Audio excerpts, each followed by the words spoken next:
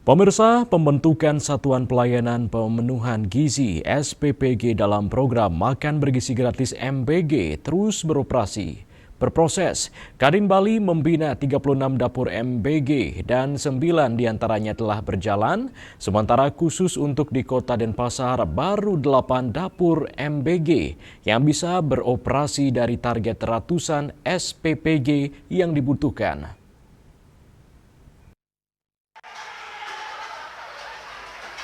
Dari data Badan Gizi Nasional BGN khusus di Kota Denpasar, jumlah penerima manfaat makan bergizi gratis mencapai 26.410 dari berbagai tingkatan sekolah. Namun demikian, akibat terbentur pembentukan dapur MBG, program tersebut belum bisa menyasar seluruh penerima manfaat. Dari ratusan dapur MBG yang dibutuhkan di Denpasar, data per 30 September 2025 jumlah SPPG yang baru berjalan di Denpasar berjumlah 8 SPPG. Menurut Kabid Pembinaan PAUD dan Pendidikan Nonformal Disdikpora Denpasar, Nyoman Handika, faktor utama yang menyebabkan terkendalanya pembentukan SPPG di Denpasar yaitu kendala lahan atau lokasi dapur MBG, selain tahapan seleksi dari BGN yang cukup ketat. SPPG itu diseleksi langsung oleh BGN, jadi berdasarkan usulan dari pihak swasta yang mengajukan.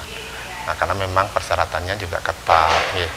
Jadi mungkin lahan juga menjadi masalah di Kota Denpasar. Jadi kalau bicara lahan untuk SPPG kan ada banyak persyaratan yang harus terpenuhi, sehingga itu mungkin jadi kendala juga. Untuk mendukung program MBG, Kadin Provinsi Bali saat ini juga telah membina Satuan Pelayanan Pemenuhan Gizi (SPPG). Khusus di Provinsi Bali setidaknya terdapat 240 SPPG, di mana 36 diantaranya merupakan binaan Kadin Bali. Dari 36 dapur tersebut, 9 diantaranya saat ini telah beroperasi untuk menyiapkan makanan bergizi bagi siswa, sementara sisanya masih dalam proses. Ari Wiratmaja, Bali TV.